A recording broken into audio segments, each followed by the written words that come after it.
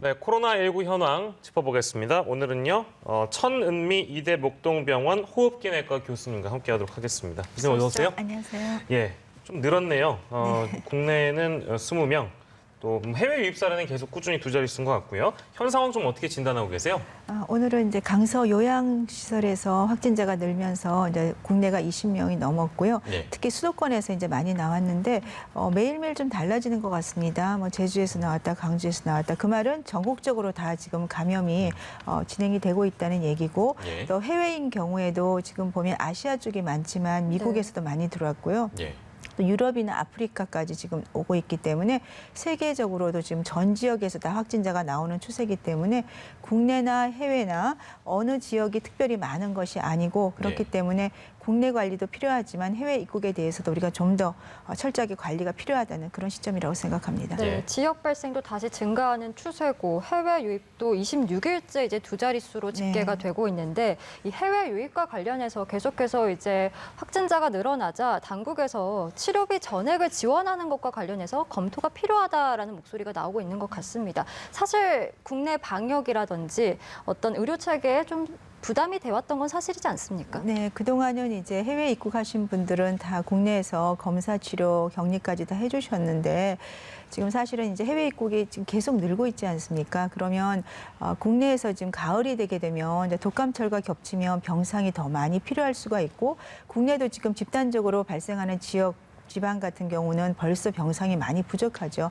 그러면 사실 의료 어떤 인프라가 부족하게 되면 비용 문제보다는 저는 병상 부족으로 인해서 국내 확진자들이 정말 치료를 못 받게 될 수 있어요. 특히 네. 고령자 같은 경우는 그런 점이 염려가 되기 때문에 지금 하고 있는 PCR 검사 음성인 경우에 들어오는 경우를 지금 6개 정도로 되어 있는데 좀 더 저는 넓게 확인할 필요가 있다고 생각하고요. 예. 그리고 가짜 PCR 검사 확진 그런 경우도 간혹 있다고 들었습니다. 그래요? 그런 경우에 대해서 국가에서 좀 더 철저하게 각 국가 간에 관리를 통해서 그러한 경우는 입국 제한을 하는 그런 쪽으로 좀 더 철저하게 해외 입국에 대해서 관리가 꼭 필요하다고 생각합니다. 예, 어쨌든 두 마리 토끼를 다 잡아야 되는 상황이니까요. 국내 감염, 해외 유입.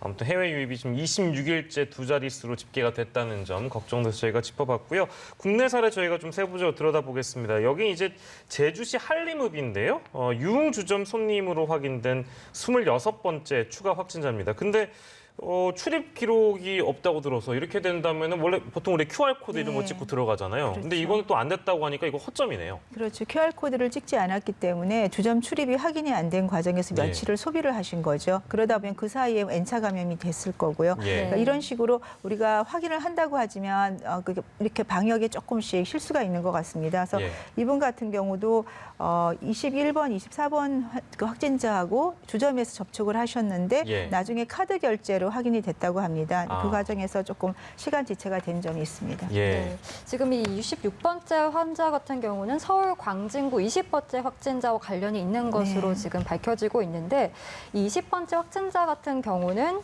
역학조사 결과 관악구 사무실에서 또 네. 접촉이 된 것으로 분류가 됐습니다. 지금 관악구 사무실 관련 확진자가 계속 늘어나고 있어요. 전국 6곳에서 지금 N차 감염이 네. 발생을 하고 있는데 이건 좀 어떻게 진단하고 계신지요? 이제 우리가 방문 판매업이나 그런 경우에는 이제 좀 연령이 높은 고령자들이 많아서 50대가 지금 78% 이상 나온다고 되어 있고요.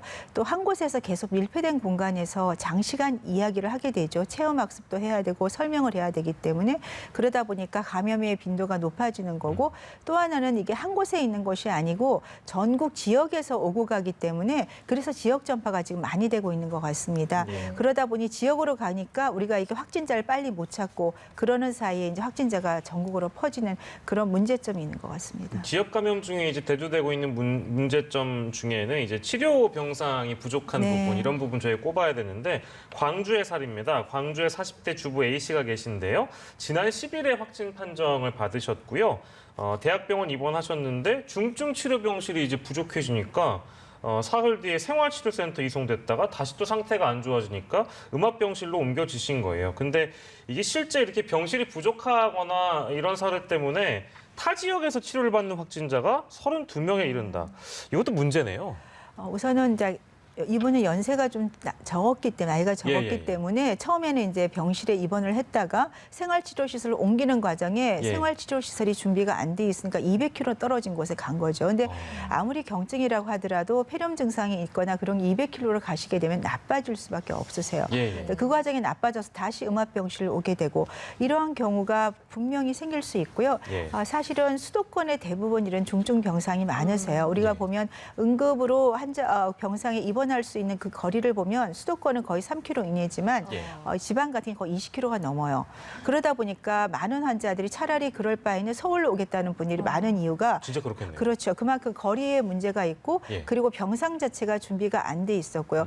이번 같은 경우도 사실은 20, 30대나 그런 경우에는 40대까지는 사실 증상이 경미한 경우는 생활치료시설에 먼저 입소를 하는 게 좀 맞다고 생각을 합니다. 네. 그 과정에서 나빠지는 경우에 바로 병상으로 그러니까 단계별로 올라가야 되는데 예. 병상에 병동이나 어른 병상 중환자실에 먼저 입원을 시켰다가 네. 병상이 부족하니까 다시 생활치료실 거꾸로 뺀 거죠. 그 과정에 바로 옆에 생활치료시설이 없으니까 200km 떨어진 곳에 가교. 그러니까 뭔가가 지금 순서가 잘못된 겁니다. 네네. 그래서 지방별로도 분명히 생활치료시설을 각 지자체별로 많지 않게라도 예. 좋아요. 50개, 100개 이런 식으로 한두 개 이상 반드시 있어야 되고 또 일반 병실, 그다음에 중환자실 이런 식으로 단계별로 준비가 안 돼 있는 게 지금 문제가 되고요. 예. 만일에 가을에 독감철과 겹치게 되면 우리가 고령자라든지 기저질환 환자는 이게 훨씬 나빠집니다. 두 가지 독감과 코로나가 같이 겹치게 되면 분명히 악화를 많이 할 거고 그러면 중환자 병상이나 병실이 굉장히 많이 필요해져요. 예. 그 경우를 대비해서 지금부터 병상을 준비하지 않으면 분명히 혼란이 올 그런 상태가 저는 굉장히 걱정이 많이 됩니다. 네, 말씀해 주신 것처럼 뭐 병상 부족도 해결을 해야 되고 또 지역 간 불균형된 이 의료 체계 문제도 좀 대책이 시급한 상황인 것 같습니다. 네. 지금 국내 코로나19 확진자가 발생하고 어느덧 6개월이 네, 지났습니다. 맞습니다. 정은경 본부장은 봉쇄 없이 억제하기 위해서 진짜 각고의 노력을 다 해왔다 이렇게 좀 소감을 말하기도 했는데 지난 6개월간의 우리의 대응 좀 어떻게 평가하시는지요? 네, 초반에는 코로나19에 대해서 잘 몰랐기 때문에 아마 우한에서 올 때 대구에서 많은 고생을 했습니다. 근데 그 후에 국민들이 사실은 메르스 이후에 굉장히 어떤 감염병에 대해서 조금 많이 인지를 하셨고 그래서 국민들이 의료진 협조회에서 마스크 착용과 사회적 거리두기로 굉장히 잘하고 있었죠. 방역을. 그 후에는 저는 상당히 성공적으로 하고 있다고 생각합니다. 예. 그렇지만 이제 해외 입국이 지금 지속되는 상태에서 가을에 우리가 대비를 해야 되는데 지금 많은 분들이 이제 2차 대유행이 오지 않을까 걱정을 하고 있습니다. 예. 그렇지만 지금처럼 우리가 방역을 하고요. 아까 말씀드린 병상을 조금 더 철저하게 준비를 하고 예. 뭐 방호복, 마스크 같은 것을 8월에 조금 아직은 환자가 많지 않을 때 준비를 해주고 그다음에 아마 연말이 되면 분명히 백신은 나올 것 같아요. 네. 그러면 위험군을 먼저 백신 접종을 하고 또 지금 치료약제도 꽤 몇 개 개발이 됐거든요. 예. 렘데시비르라든지 뭐 덱사메타존이나 그런 약제들을 중증 환자한테 쓰게 되면 치사율을 분명히 줄일 수가 있습니다. 그래서 예. 초기 6개월 전보다는 훨씬 여건은 좋아졌어요. 예. 하지만 우리가 이번 휴가 때 아마 많이들 아시겠지만 예. 어떤 사회적 거리두기나 마스크 착용을 조금 느슨히 하는 거 그런 점을 조금만 더 우리가 주의 깊게 만일 한다면 아마 가을에는 그렇게 크게 지금 초반처럼 대유행의 위험은 조금 줄어들지 않을까 낙관적으로 생각해 보고 싶습니다. 네, 이제 5월 연휴에 저희가 겪었던 그런 사례들이 반면교사가 돼서 네, 이번 여름 맞습니다. 휴가철에는 그런 일이 없게끔 많은 분들이 좀 도와주셨으면 좋겠다는 생각이 좀 듭니다. 오늘 이 시간은요, 천은미 이대 목동병원 호흡기내과 교수와 함께 코로나19 현황을 짚어봤습니다. 교수님 고맙습니다. 고맙습니다. 감사합니다.